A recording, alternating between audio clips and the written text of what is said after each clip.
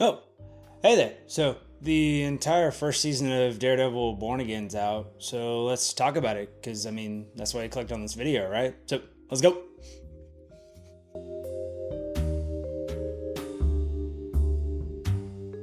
Like I just mentioned earlier, this video is all about season 1 of Daredevil Born Again, what I liked about it, what I hope seasons 2 and seasons 3 have in store for us, and what Daredevil Born Again does as far as the continuity in the MCU timeline with all these movies and other TV shows that are going to be in the works. It's been a big 7-year gap since we've seen Daredevil get his own TV series. You remember that season 3 of Daredevil on Netflix was that long ago, and we really hadn't seen that much of the character except for those few cameos in She-Hulk and in the Spider-Man movie where he's defending Spider-Man. So it's really nice to get back to Hell's Kitchen and all that great stuff that goes on down there. In my personal opinion, episode 1 of this season really sets the tone for the rest of the series because, you have so much that goes on in the first one.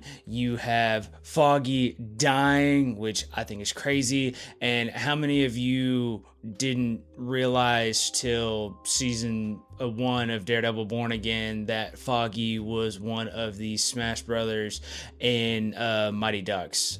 I knew about it, but did you know about it? Let me know down in the comments if you did. But nevertheless, it's really crazy to see one of those big characters that we've seen through many of the years of the Daredevil series just end up getting that 2 to the chest right there, which is really compelling and really sets the tone for Charlie Cox's Daredevil throughout the rest of the series in season 1. A couple other big things that happen in that first episode. You see that Bullseye ends up going to jail with him murdering Foggy. And the biggest thing that I think is kind of crazy that they pulled from the comics is that Kingpin is Mayor. You got Mayor Fisk throughout this entire first season.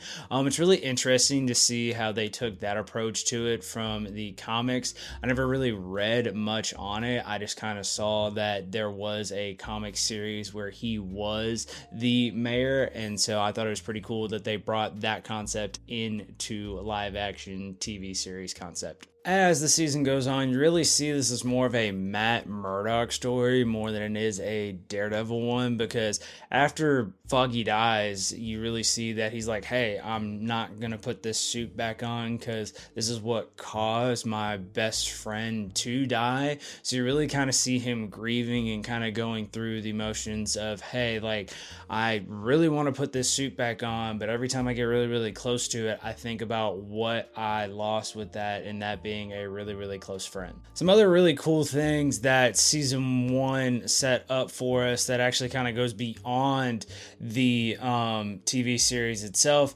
is the character of White Tiger. Rest in peace to that actor. I know he died before the series could actually come out, but it would have been really, really cool if he wouldn't have passed away, to see how they would have done with that character.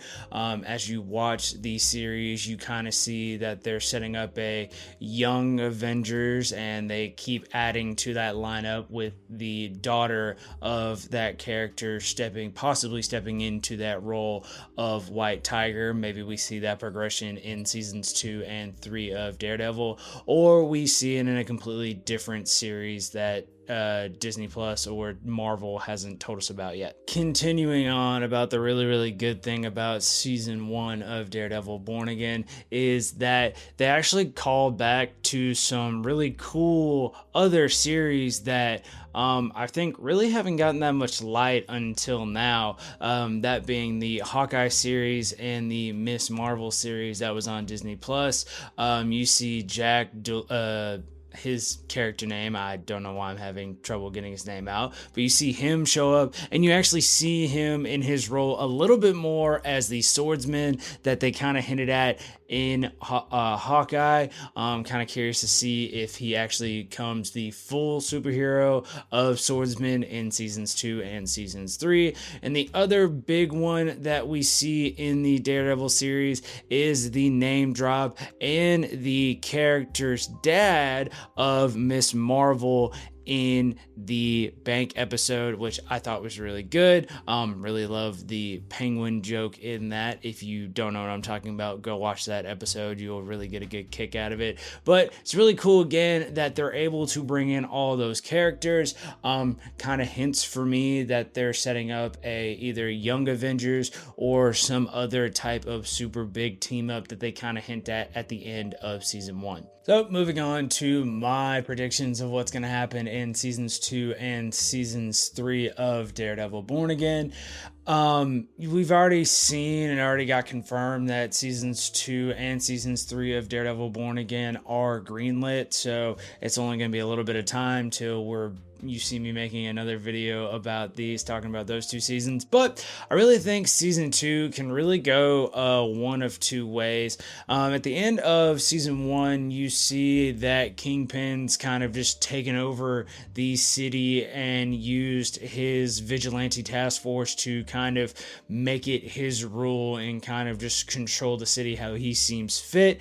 And you see that Matt Murdock is kind of slowly building his team to take down Kingpin, and so you kind of wonder who else is going to help him join the fight. You saw that the Punisher, who shows up in the end of the last 2 seasons, or a few episodes of the season, he ends up being in there, so you know he's going to be a big contributor, especially because the fact that he gets his own special presentation on Disney Plus. And so are they going to kind of use that to help make the story of Daredevil Born Again not as big of having him recruit people to join Daredevil's team, or is it going to be something completely different? Let me know down in the comments what you think about that.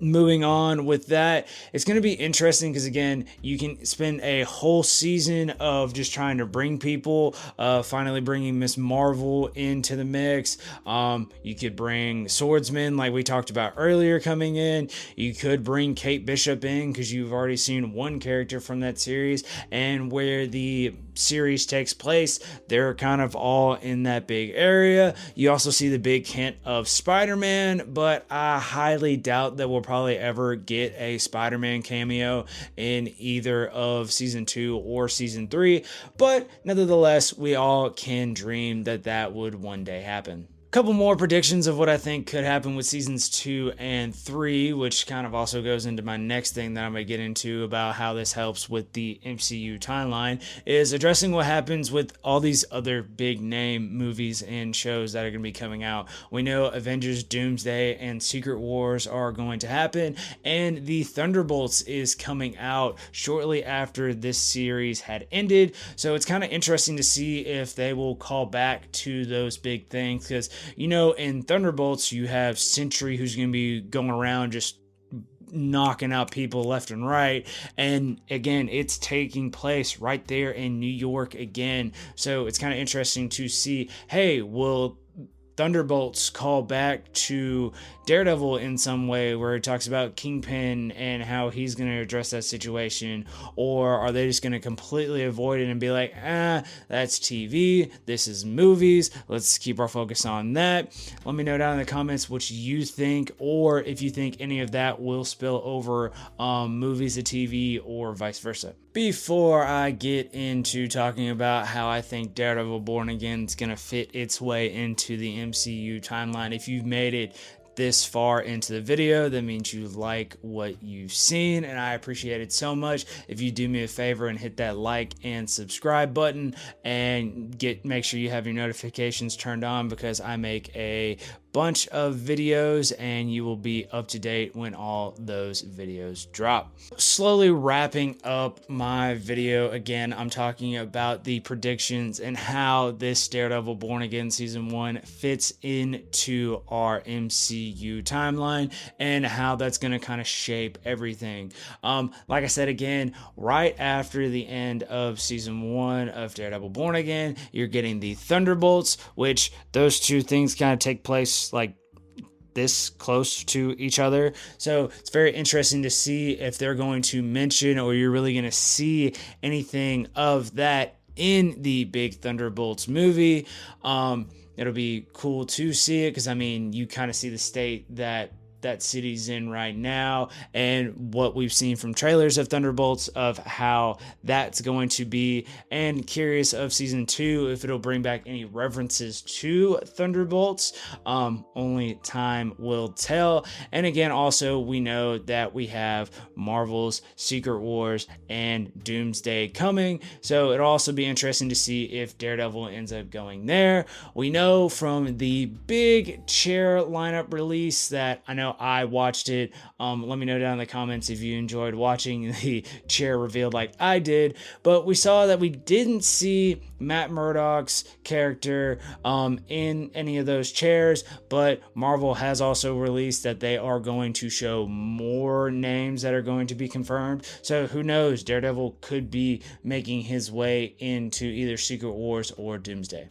So that was my take on season 1 of Daredevil Born Again. Let me know down in the comments what your thoughts are, what you liked about the series, what you didn't like about the series, and what you're mostly excited for seasons 2 and seasons 3. And until next time, stay magical.